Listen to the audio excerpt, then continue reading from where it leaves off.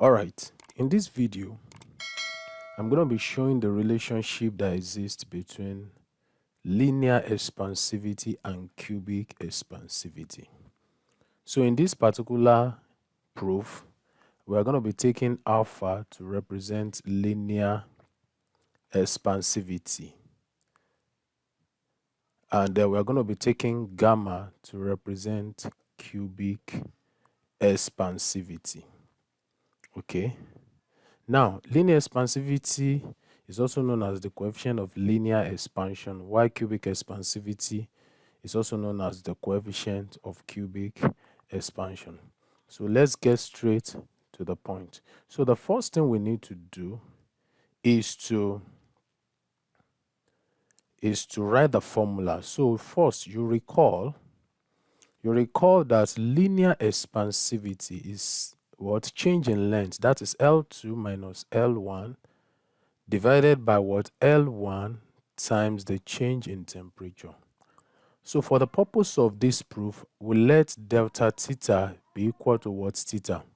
So I can rewrite linear expansivity alpha to be what? L2 minus L1 over what? L1 times what? Theta. So let's call this one equation 1.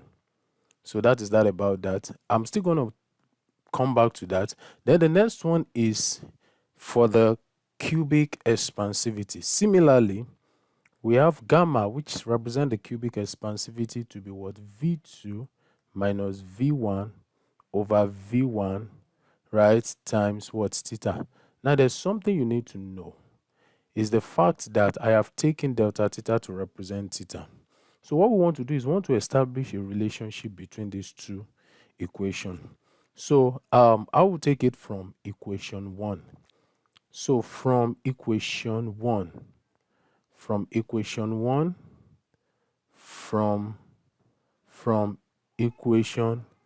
1. So what do we have in equation 1?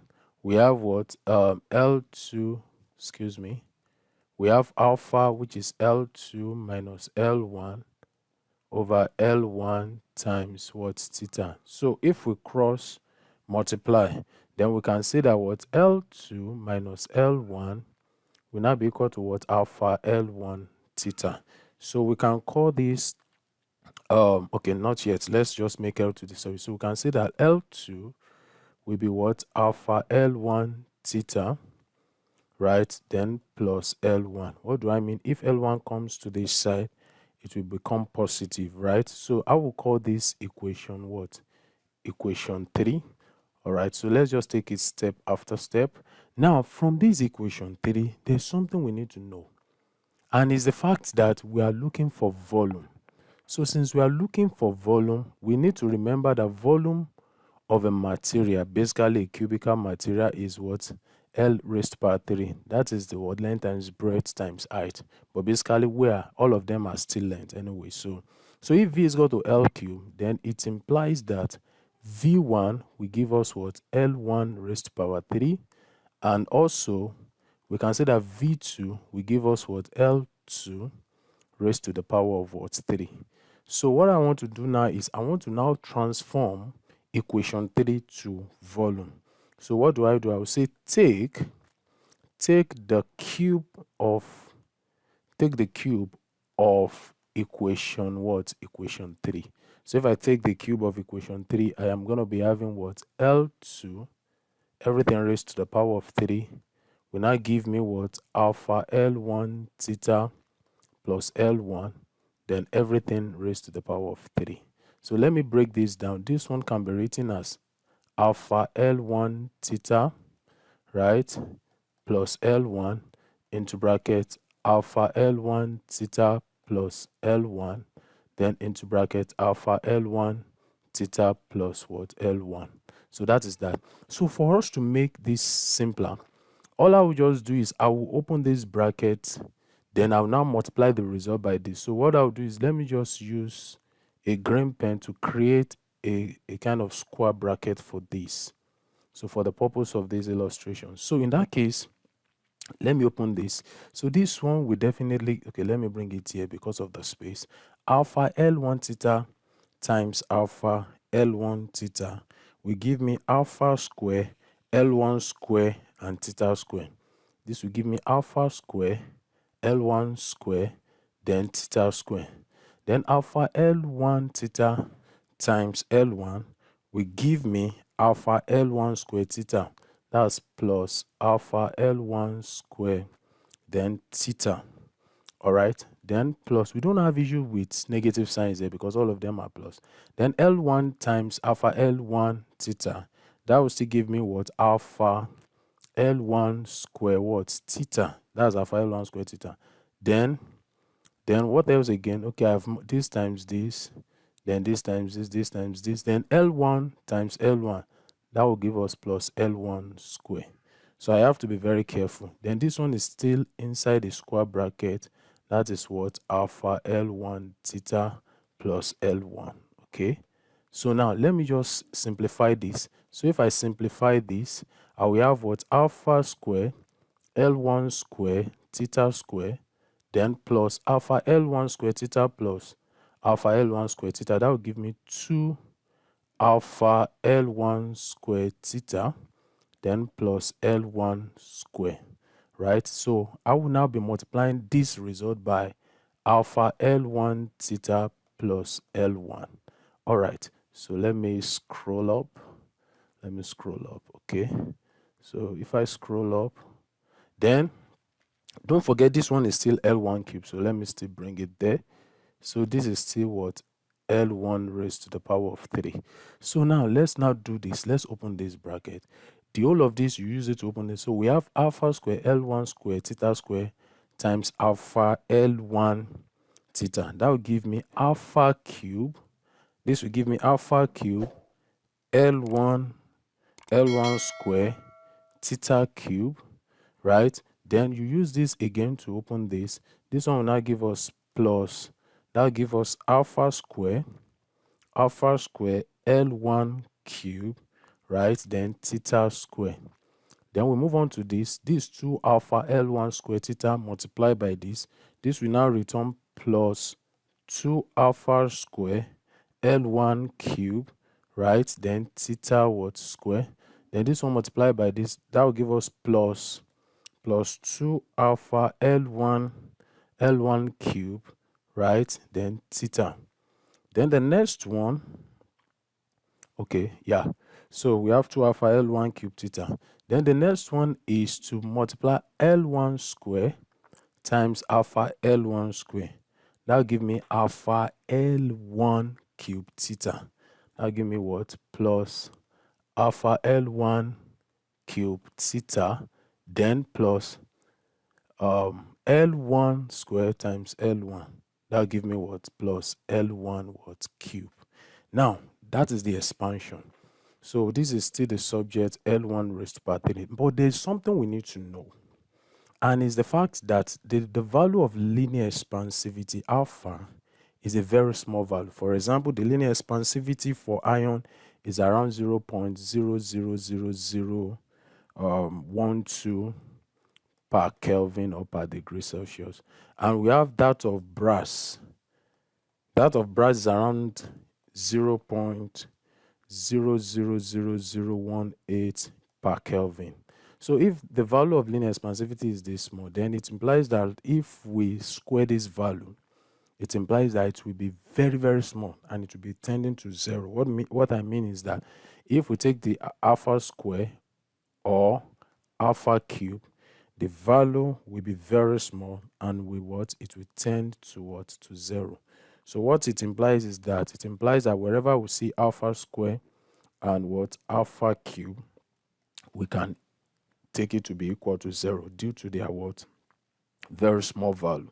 So having done that, what we now do here is that wherever we see alpha cube or alpha square, now if alpha cube here is 0, it implies that the whole of this will be equal to 0. If alpha square here is 0, it implies that the whole of this will be 0. If alpha square here is 0, it implies that the whole of this will also be 0. But I didn't say alpha, so the only one valid is what? So we can therefore say that L1 cube will now give us what? That is 2 alpha L1 cube. That is 2 alpha L1 cube theta, right? Then plus alpha L1 cube theta plus what L1 what cube. So that is that. So you need to recall, I stated that earlier on before we started, that V1 is the same thing as what L1 cube, and we also have that what V2 is also the same thing as what L2 what cube. So if we have those values, so it implies that wherever we see L1 cube and L2 cube, we can actually replace them with V1 and V2. So L1 cube here will now be equal to what V1 will now be equal to 2 alpha L1 cube. That is what 2 alpha V1 theta, right? That's 2 alpha V1 theta plus alpha V1, right, theta, then plus what? Plus V1. So what I'll just do is I'll just rearrange this. Okay, no. I want to check if there's no mistake somewhere. Okay. This is L1, 2. Okay, I think this is supposed to be L2. Pardon me for that, little error. It's not little though. So this is L2 cube. I actually made L2 the subject, of the formula. So what I'm going to be having here is still L2. So this is L2. So where I have L2 cube basically will give me V2. So this is V2. All right. So so that's that about that. So now let's move on. So we can actually establish a relation between V2 and V1. I will bring V1 here such that I'm going to be having V2 minus V1, because if plus V1 comes here to become negative, will now be what? 2 alpha V1 what? Theta, right? Then plus what? Alpha V1 what? Theta. So V2 minus V1 and 2 alpha V1 theta plus alpha V1 theta will give us 3 alpha V1 theta. So we have V2, excuse me. So I'm already moving to another page. So we have a V2 minus V1 will give us 3 alpha V1, theta. That is that. Then from equation 2, let me quickly take us back to equation 2 for reference purpose. This is equation 2. We have V2, we have gamma is equal to V2 minus V1 over V1 theta. So that implies that I can say that V2 minus V1 will now be what? Gamma what? V1 theta. That is what I'm trying to say. So let me return. So I just want to make a recall from that. So from equation 2, we have that gamma is equal to what? V2 minus V1 over V1 times what? Theta. So this implies that V2 minus V1 will now be what? Gamma V1 theta. So let me call this equation star, and let me call this equation star star. So basically equation star and equation star star are the same. That implies that I can equate this equation and this equation. So if I equate the two equations, I'm going to be having 3 alpha V1 theta is equal to what? Gamma V1 theta. So theta cancel theta, V1 cancel V1. So therefore we have what? 3 alpha is equal to what? Gamma. So if 3 alpha is equal to gamma, then it implies that gamma is also equal to what? 3 alpha. So this is the relationship that exists between linear expansivity, also known as coefficient of linear expansion, and cubic expansivity, also known as what? Coefficient of cubic expansion. However, we can also establish that alpha is also equal to what? Gamma over 3. It depends on the nature of the problem we are given. What I only did here was to make alpha the subject of the formula. I believe this video has helped someone. Don't forget to subscribe to this channel, like the video, and share with your colleague. See you in the next video. Thank you.